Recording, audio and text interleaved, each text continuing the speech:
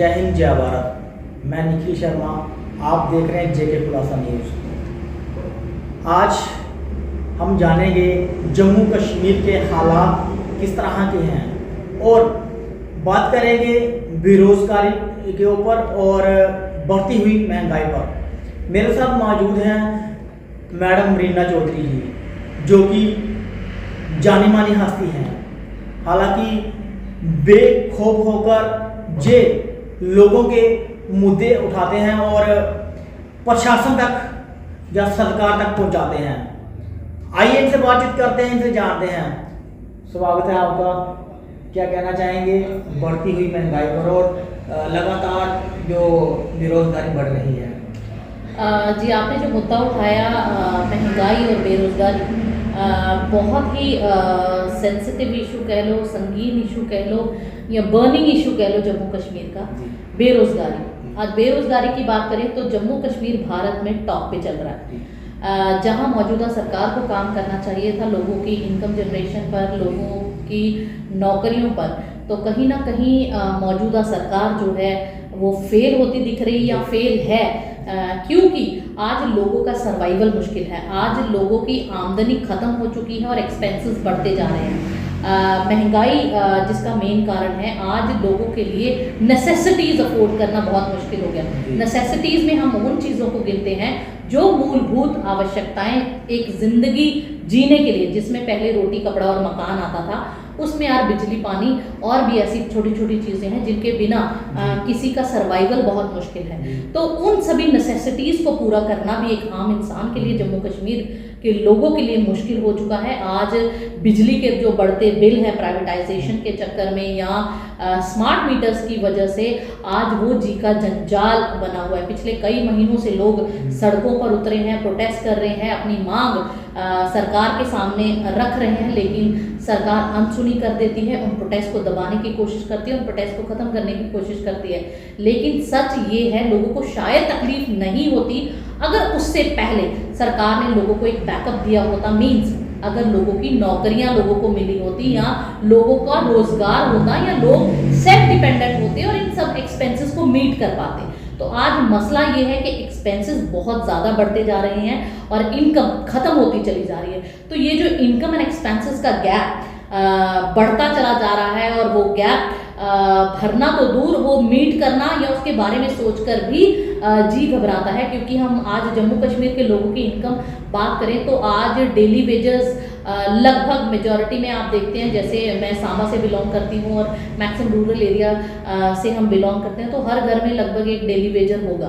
तो daily Vaser की आप मंथली इनकम देखते हैं तो सरकार ने अभी 8-9 हज़ार रुपया की हुई है। तो 8-9 हज़ार में अगर मैं एक एग्जांपल देकर आप लोगों को ये एक्सप्लेन कर रही हूँ कि अगर बिजली का बिल ही 5-6 हज़ार रुपया आ जाएगा और पानी का बिल 1000, 2000, 3000 भी आता है, तो शायद बिजली पानी का बिल पे करते करते ही उसकी इनकम खत्म हो जाएगी। तो उसके अलावा वो कैसे सर्वाइव करेगा? अपने बच्चों को स्कूल में पढ़ाना भी है, रिश्तेदारी भी देखनी है, दवा के लिए, दवा दारू के लिए भी पैसा चाहिए, कपड़े लत्ते खरीदने के लिए भी पैसा चाहिए और भी कई ऐसी ज़रूरतें हैं जिनको मीट करने के लिए आज उसको पैसा चाहिए। तो वो पैसा उसके पास नहीं बचेगा सिर्फ बिजली पानी का बिल चुकाने के बाद ही। तो वो खर्चे वो कहाँ से पे करेगा? इस बारे में सरकार को सीरियसली सोचना चाहिए और उस तरह की नौकरियां और निकालनी चाहिए या लोगों की पे स्केल कह लो या इनकम उस हिसाब से लोगों को डिवीजन करनी चाहिए ताकि वो लोग अपने खर्चों को मीट कर पाए। सेविंग करना तो आज दूर की इम्पॉसिबल सा दिखता है, लेकिन आज लोग इसमें ही संतुष्ट हो जाएंगे कि अगर वो अपने खर्चे मीट कर पाए। तो आज बढ़ती हुई महंगाई एक जी का जंजाल बन चुकी है। आज हम देख रहे हैं बहुत से लोग हार्ट अटैक के शिकार हो गए हैं, बहुत से लोग एक्सीडेंट्स के शिकार हुए हैं, बहुत से लोग सोए नहीं उठ रहे या पता ही नहीं चलता कि उनकी डेथ का एग्जैक्ट रीज़न है। तो ये जो केसेस अराइज हो रहे हैं जो पहले हम शायद सुनते नहीं थे, आज हम देखते हैं, सोशल मीडिया खोलते हैं तो बहुत सी ऐसी डेथ हैं जो इन वजहों से है। तो मेन रीज़न बिहाइंड इज कि लोग हर समय स्ट्रेस में रहते हैं, हर समय टेंशन में रहते हैं। बस यही टेंशन रहती है कि लोग अपना घर कैसे चलाएं। तो जिन कंधों पर एक परिवार चलाने की जिम्मेदारी होती है, तो ऐसे लोग हर समय आज टेंशन में हैं, फ्रस्ट्रेटेड हैं, डिप्रेस्ड हैं। तो कहीं ना कहीं उन फैमिलीज़ के लिए एक थ्रेट बना हुआ है। प्लस सरकार को मैं फिर से निवेदन करूंगी कि इस बारे में सीरियसली सोचे और इस पर कोई ना कोई एक्शन लें और लोगों के लिए रोज़गार निकालें, नौकरियां निकालें। और जो आज जम्मू कश्मीर बेरोज़गारी में टॉप कर रहे हैं तो इस पे वर्कआउट करें और लोगों के लिए। आज हम देखते हैं कि जम्मू कश्मीर में इतना ब्रेन ड्रेन, आप अगर नहीं यकीन तो आप RTI लगाकर, जो भी लोग मुझे सुन रहे हैं, आप RTI लगाकर या सोशल मीडिया पर या किसी भी तरीके से इंफॉर्मेशन निकलवाएं तो आप खुद देखेंगे कि आज पिछले 1 साल में डेटा निकाल कर देखें कि कितने लोग ब्रेन ड्रेन हो चुके हैं। ब्रेन ड्रेन से मेरा ये मतलब है कि आज लोग अपने सर्वाइवल के लिए अपने बच्चों को बाहर भेज रहे हैं कि शायद यहाँ पर नौकरियाँ नहीं है तो हम उनको विदेश में भेज देते हैं, चाहे वो वहाँ पर लेबर क्लास का काम करें या जो भी करें। वो समय था कि लोग बेटियों को घर से नहीं निकालते, लेकिन आज लोग इतने मजबूर हो कि बेटियों को भी फॉरेन भेज रहे हैं कि वो कहीं ना कहीं शायद 2 पैसे कमाएंगे तो उनका जीवन यापन हो पाएगा। तो कहीं ना कहीं इसकी जो मेन रीज़न है, तो जम्मू कश्मीर में जो मेजर ब्रेन ड्रेन हो रहा है या ये सब इश्यूज हो रहे हैं, तो मेन रीज़न इज़ अनएम्प्लॉयमेंट, जिस पर सरकार को वर्कआउट करना चाहिए। अगर सरकार कोई भी ऑर्डर निकालती है, कोई भी कानून लाती है, तो पहले जम्मू कश्मीर में थोपा जाता है। क्यों? ऐसा क्यों? जब से 370 को जहाँ से हटाया गया है तब से हमारे जम्मू कश्मीर के लोग काफ़ी परेशान हैं। और अगर हम बात करें बिजली को लेकर, तो हमारी बिजली जो है जम्मू कश्मीर में इसकी पैदावार हो रही है। फिर हमारे जम्मू के लोगों को क्यों है ऐसे हरास किया जा रहा है, स्मार्ट मीटर लगाए जा रहे हैं और कुछ ऐसी चीज़ जो भी कानून है हमारे जम्मू कश्मीर में थोपे जा रहे हैं। आपको क्या लगता है कि आने वाले दिनों में हमारे जम्मू कश्मीर के जो लोग हैं क्या वो सरकार को बदलेंगे? जी, जम्मू कश्मीर की बात करें तो कोई समय था जब जम्मू कश्मीर को क्राउन ऑफ द नेशन कहा जाता था, मतलब भारत का ताज जम्मू कश्मीर को कहा जाता था। लेकिन आज मौजूदा हालात ये हैं कि जम्मू कश्मीर को जो मौजूदा सरकार कह लो, सेंट्रल वाली सरकार कह लो, लेकिन आज वो हालात हो चुके हैं कि जम्मू कश्मीर के लोगों को रौंदा जा रहा है। जम्मू कश्मीर को एक टेस्ट लैब की तरह यूज़ किया जा रहा है। कोई भी ऐसा अंधा कानून जो रातों रात निकलता है तो जम्मू कश्मीर पे ट्राई किया जाता है, टेस्ट किया जाता है, फिर उसके बाद सोचा जाता है कि इसको इम्प्लीमेंट करना है कि नहीं करना है। तो ये ट्रायल एंड टेस्टिंग वाली जो एक जम्मू कश्मीर को बनाकर रख दिया है लैब, उस बारे में ये कहना चाहूँ, क्योंकि आज सबसे ज़्यादा प्रताड़ना अगर किसी को झेलनी पड़ रही है तो जम्मू कश्मीर के लोगों को। जम्मू कश्मीर जिसे स्पेशल स्टेट का स्टेटस मिला था, लेकिन धारा 370 टूटने के बाद उम्मीदें तो ये थी कि अच्छे दिन आएंगे और कहीं ना कहीं जम्मू कश्मीर के लोगों का भला होगा, स्पेशली जम्मू के लोगों का भला होगा जो पिछले कई सालों से बहुत सी ऐसी प्रताड़नाएं सह रहे हैं। उनको लगता था कि हमें भी इक्वालिटी का राइट मिलेगा, हमें भी बहुत सी ऐसी सुविधाएं हैं जिनसे वो लोग वंचित हैं, वो मिलेंगी, लेकिन हुआ बिल्कुल इसके विपरीत। तो आज जम्मू कश्मीर को इतनी मार जो मिल रही है वो मेन धारा 370 टूटने के बाद मिल रही है। तो कहीं ना कहीं आज जम्मू कश्मीर के जो लोग प्रताड़ना महसूस कर रहे हैं, डरे हुए, सहमे हुए, और ये भी एक वजह है क्योंकि जम्मू कश्मीर के लोगों को कंट्रोल किया जा रहा है। पहले तो लोगों को बोलने नहीं दिया जाता, अगर कोई बोलता है तो उसको डराया धमकाया जाता है एडमिनिस्ट्रेशन द्वारा।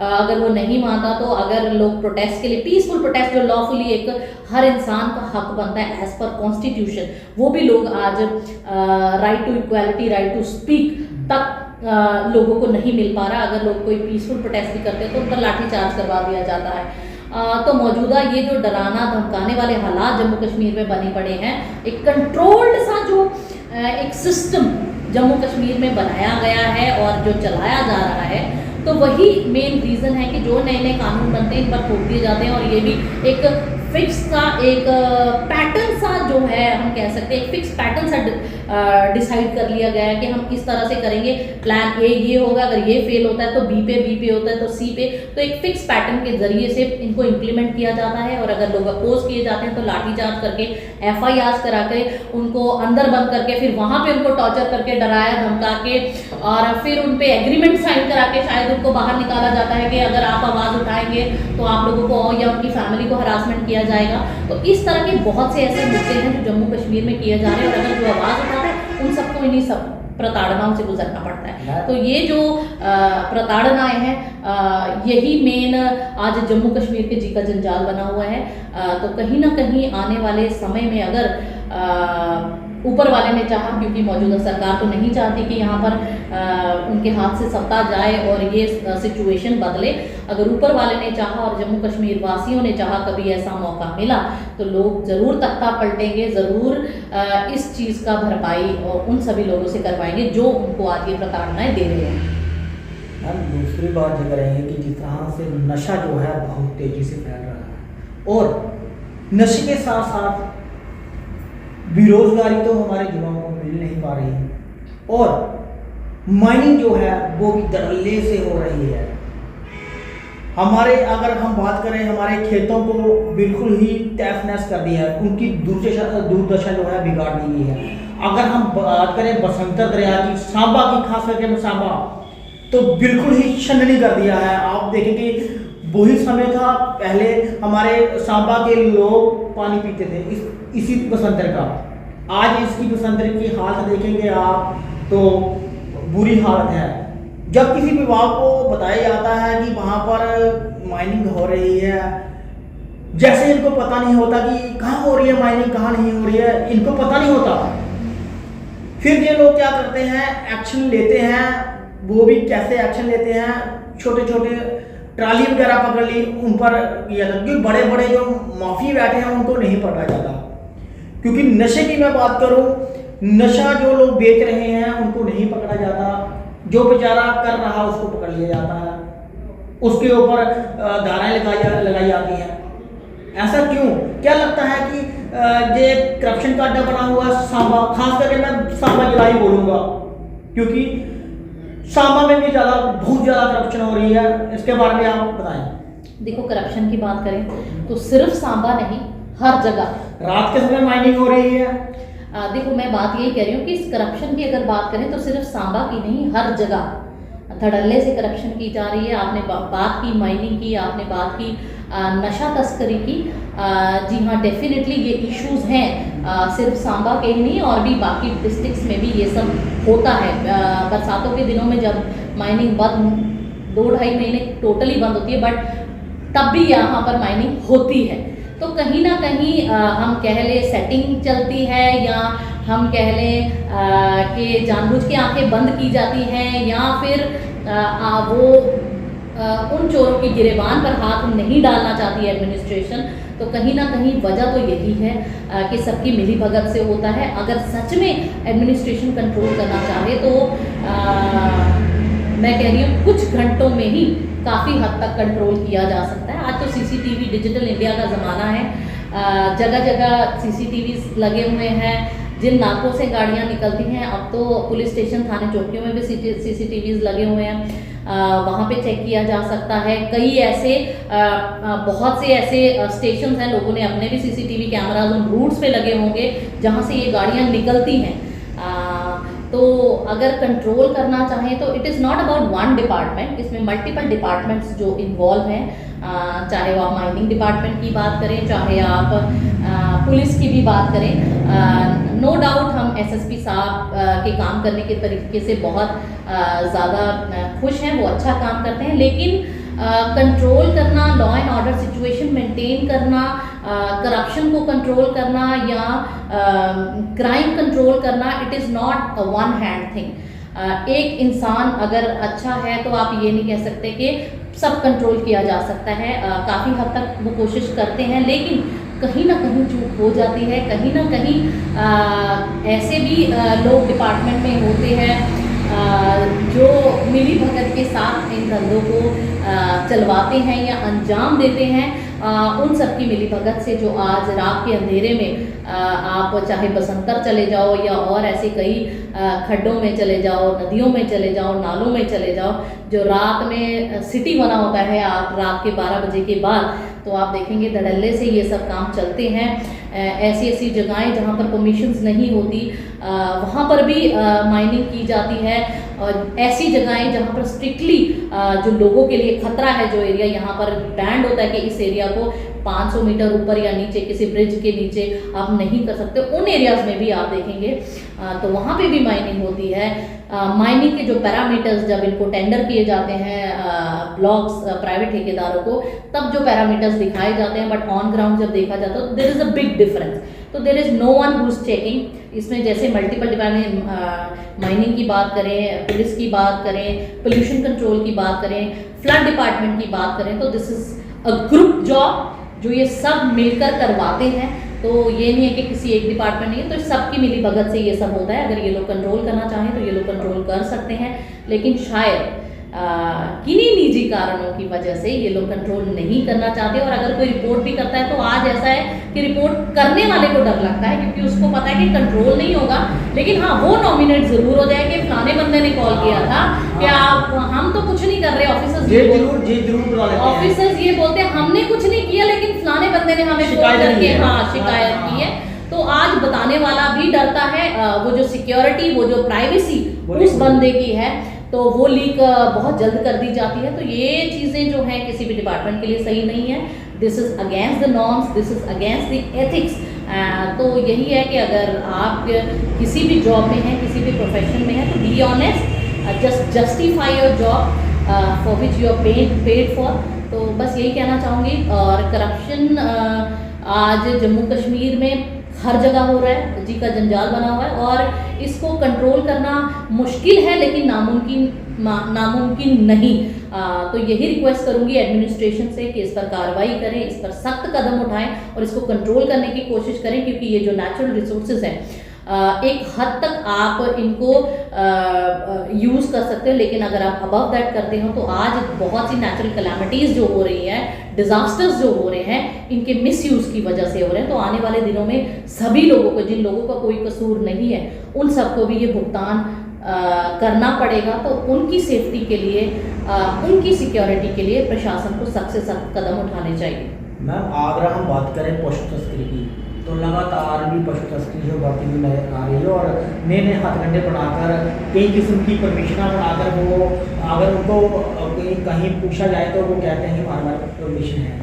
तो किस चीज़ की परमिशन है, कौन इसकी परमिशन दे रहा है कि आप प्राइवेट गाड़ियों में जाकर ट्रक, रात के समय ट्रक भरकर आप अपने डेयरियों में लेकर जाएं? कौन परमिशन दे रहा है? जब भी इस तरह के मामले सामने आते हैं तो इस तरह की परमिशनें दिखाई जाती हैं। इनको लखनपुर से गाड़ियां आती हैं, कितने नाके क्रॉस करके आती हैं, कोई नहीं पूछता है इनको। अगर कोई पकड़ भी ले इनको तो ये परमिशन दिखाते हैं, फिर उसके बाद छोड़ देते हैं। कौन सा कानून है जी? देखो, परमिशंस की बात करें तो कोई भी, मुझे नहीं लगता कोई भी ऐसा डिपार्टमेंट है जो पशु तस्करी के लिए परमिशन देता होगा।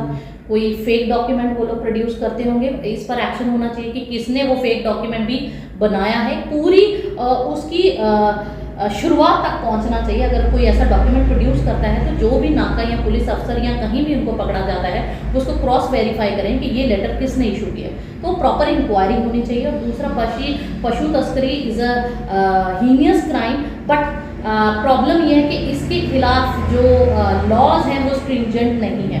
इसी वजह से शायद जो पशु तस्कर हैं उनको डर नहीं है। उनको पता है कि अगर ज़्यादा से ज़्यादा वो लोग पकड़े भी जाएंगे, 10 गाड़ियाँ पशु तस्करी की भेजी, उसमें से एक गाड़ी चली भी गई, तो उनको कोई खास लॉस नहीं, क्योंकि वो उसके अगेंस्ट बेल करवा सकते हैं, अपना व्हीकल छुड़वा सकते हैं।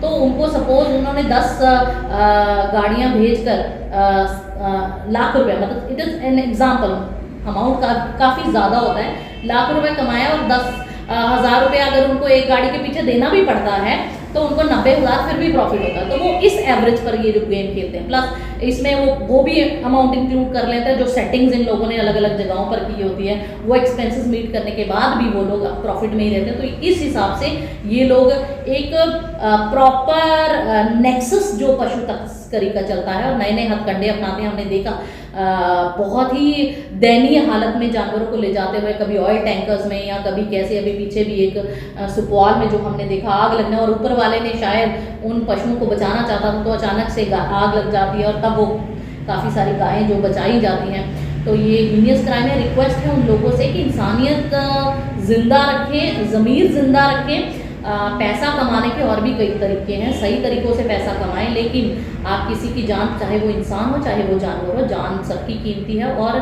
सब में एक रब बसता है, उससे खौफ खाएं। कहीं ना कहीं आप लोगों को उसका हर्जाना पे करना पड़ेगा। बाकी रही बात प्रशासन की, तो प्रशासन को भी थोड़ा स्ट्रिक्ट होना पड़ेगा।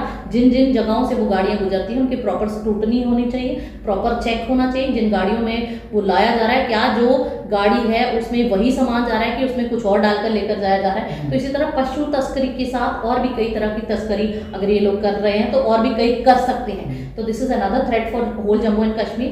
तो इस पर प्रशासन को एक्शन लेना चाहिए, पुलिस को एक्शन लेना चाहिए और इसको कंट्रोल करने की कोशिश करनी चाहिए। मैम, मेरा लास्ट सवाल रहेगा कि क्या लगता है आने वाले समय में बेरोजगारी खत्म होगी, नशा खत्म होगा, पशु तस्करी खत्म होगी? क्या कहना चाहेंगे आप?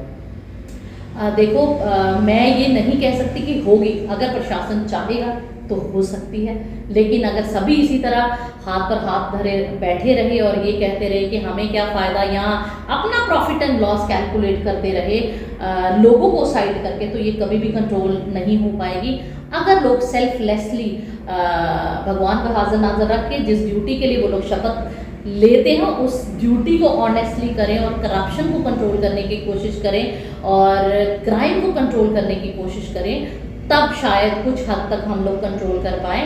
लेकिन यही है कि सब लोग एक लय में चलें, एक और चलें और सही की तरफ चलें, तभी हम चाहे जो सारी ये समस्याएं हैं, चाहे वो पशु तस्करी है, चाहे वो माइनिंग है, चाहे वो और भी ऐसे कई सारे क्राइम है, नशा तस्करी है, इन सबको कंट्रोल कर सकते हैं। लेकिन उसके लिए यही है कि आपको एक दिशा में काम करना चाहिए, ऑनेस्टली काम करना चाहिए और पॉजिटिव अप्रोच के साथ काम करना चाहिए, ना कि करप्ट होकर, ना कि कोई भेदभाव करकर, ना ही किसी और पर्सनल इंटरेस्ट के लिए। तो सेल्फलेसली अगर आप काम करेंगे, लोगों के हित के लिए काम करेंगे, तो डेफिनेटली कुछ ना कुछ चेंजेस हम आने वाले समय में देख सकते हैं। लेकिन अगर इसी तरह से चलता रहा तो शायद वो दिन बहुत दूर है, या पता नहीं कब आएगा, या आएगा भी कि नहीं आएगा। तो यही उम्मीद है कि प्रशासन इस पर अपनी बंद आंखें खोले और इस पर कार्यवाही करे और इन सभी जो इलीगल एक्टिविटीज़ हैं इनको कंट्रोल करें। शुक्रिया आपसे बात करने के लिए। धन्यवाद। जे थे हमारे साथ रीना चौधरी जी, इन्होंने हमें जम्मू कश्मीर की तमाम जानकारी दी और ये भी कहा कि नशे को लेकर कि प्रशासन अगर इसको ख़त्म करना चाहे तो प्रशासन ख़त्म कर सकता है। कोई भी चीज़ अगर बंदा करना चाहे, ख़त्म करना चाहे तो कर सकता है। और कमेंट सेक्शन में अपनी राय जरूर दीजिएगा। तो बने रहिए हमारे साथ आगे अपडेट के लिए। जय हिंद, जय भारत।